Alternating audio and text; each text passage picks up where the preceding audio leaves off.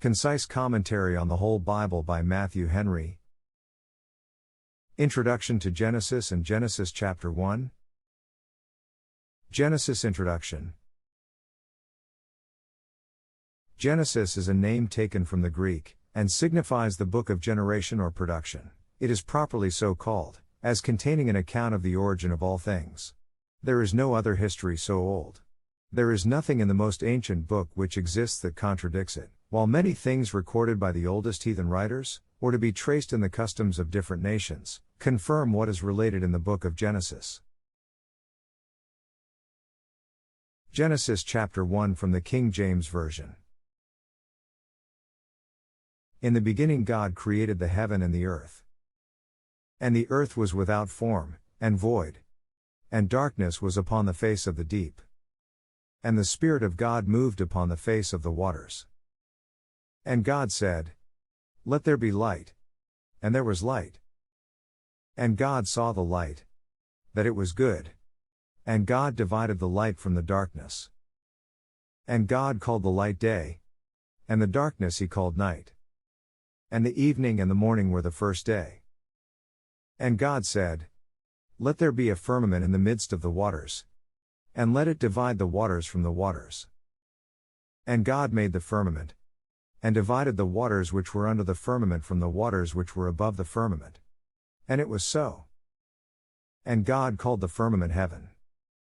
And the evening and the morning were the second day. And God said, "Let the waters under the heaven be gathered together unto one place, and let the dry land appear," and it was so. And God called the dry land earth, and the gathering together of the waters called he seas. And God saw that it was good.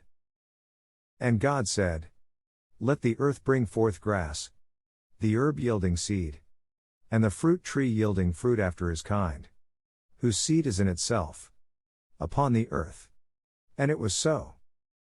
And the earth brought forth grass, and herb yielding seed after his kind, and the tree yielding fruit, whose seed was in itself, after his kind. And God saw that it was good. And the evening and the morning were the third day. And God said, "Let there be lights in the firmament of the heaven to divide the day from the night. And let them be for signs, and for seasons, and for days, and years. And let them be for lights in the firmament of the heaven to give light upon the earth." And it was so. And God made two great lights, the greater light to rule the day, and the lesser light to rule the night. He made the stars also. And God set them in the firmament of the heaven to give light upon the earth, and to rule over the day and over the night, and to divide the light from the darkness.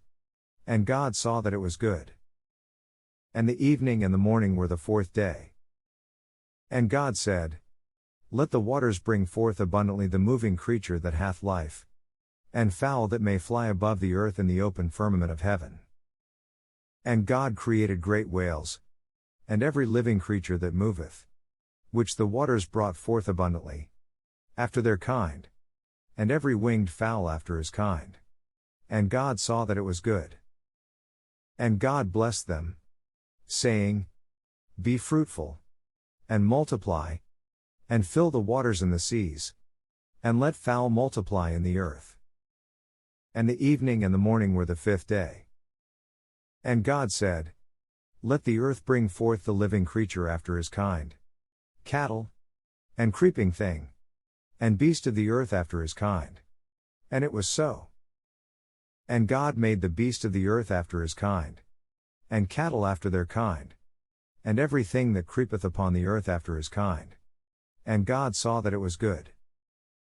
And God said, "Let us make man in our image, after our likeness. And let them have dominion over the fish of the sea, and over the fowl of the air, and over the cattle, and over all the earth, and over every creeping thing that creepeth upon the earth." So God created man in his own image. In the image of God created he him. Male and female created he them. And God blessed them. And God said unto them, "Be fruitful, and multiply, and replenish the earth, and subdue it, and have dominion over the fish of the sea, and over the fowl of the air, and over every living thing that moveth upon the earth. And God said, Behold, I have given you every herb bearing seed, which is upon the face of all the earth, and every tree, in the which is the fruit of a tree yielding seed. To you it shall be for meat. And to every beast of the earth, and to every fowl of the air, and to every thing that creepeth upon the earth, wherein there is life, I have given every green herb for meat. And it was so.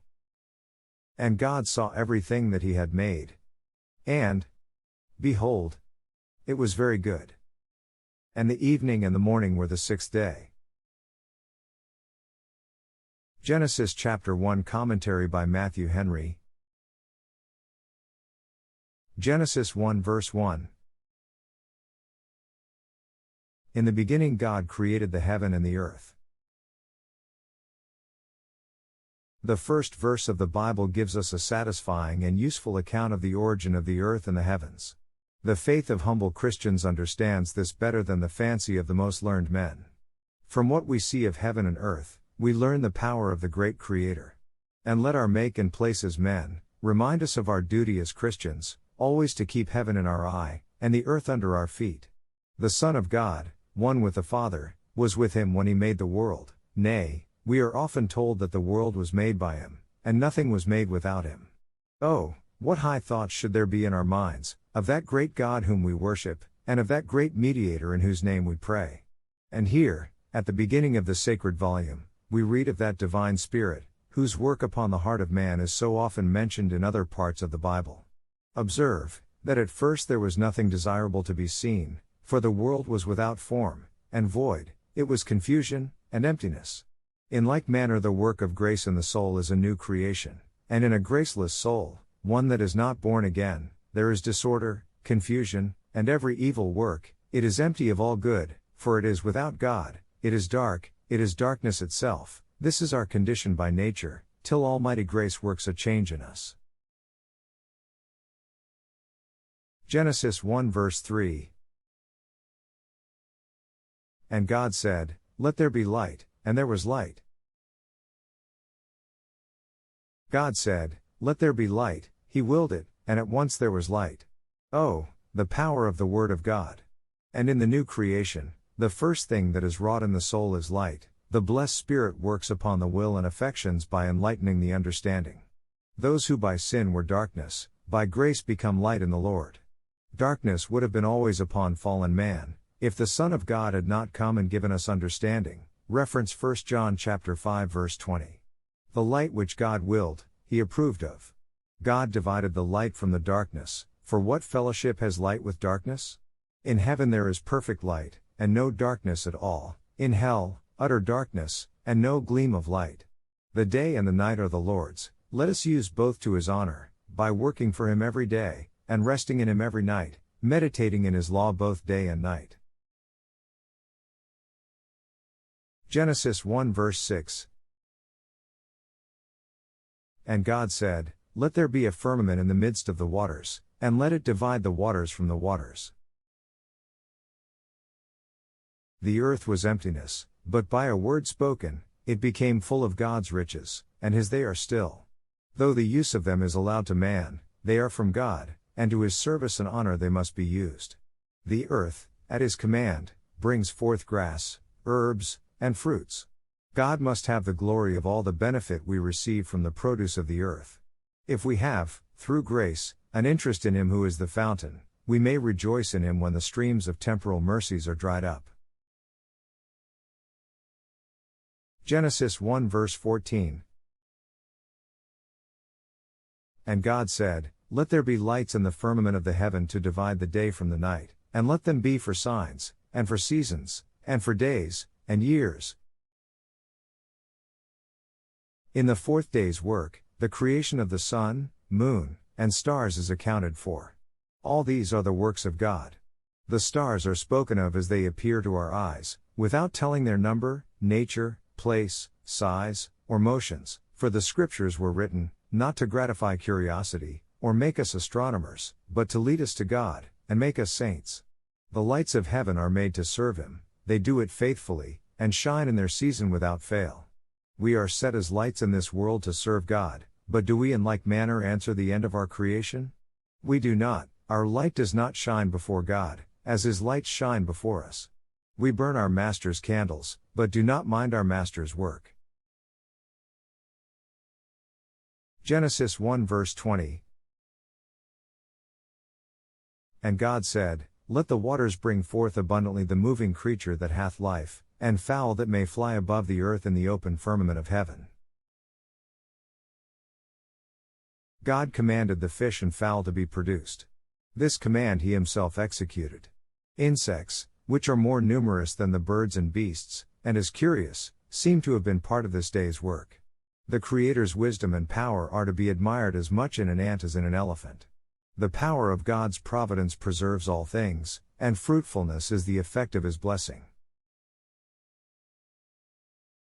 Genesis 1 verse 26. And God said, Let us make man in our image, after our likeness, and let them have dominion over the fish of the sea, and over the fowl of the air, and over the cattle, and over all the earth, and over every creeping thing that creepeth upon the earth. Man was made last of all the creatures. This was both an honor and a favor to him. Yet man was made the same day that the beasts were, his body was made of the same earth with theirs, and while he is in the body, he inhabits the same earth with them. God forbid that by indulging the body, and the desires of it, we should make ourselves like the beasts that perish. Man was to be a creature different from all that had been hitherto made. Flesh and spirit, heaven and earth, must be put together in him. God said, Let us make man. Man, when he was made, was to glorify the Father, Son, and Holy Ghost. Into that great name we are baptized, for to that great name we owe our being. It is the soul of man that especially bears God's image. Man was made upright. His understanding saw divine things clearly and truly, there were no errors or mistakes in his knowledge, his will consented at once, and in all things, to the will of God. His affections were all regular, and he had no bad appetites or passions. His thoughts were easily brought and fixed to the best subjects. Thus holy, thus happy, were our first parents in having the image of God upon them. But how is this image of God upon man defaced? May the Lord renew it upon our souls by His grace. Genesis 1 verse 29. And God said, Behold, I have given you every herb bearing seed, which is upon the face of all the earth, and every tree, in the which is the fruit of a tree yielding seed, to you it shall be for meat. Herbs and fruits must be man's food, including corn, and all the products of the earth. Let God's people cast their care upon Him, and not be troubled about what they shall eat, and what they shall drink. He that feeds his birds will not starve his babes. Genesis 1 verse 31. And God saw everything that He had made, and, behold, it was very good. And the evening and the morning were the sixth day.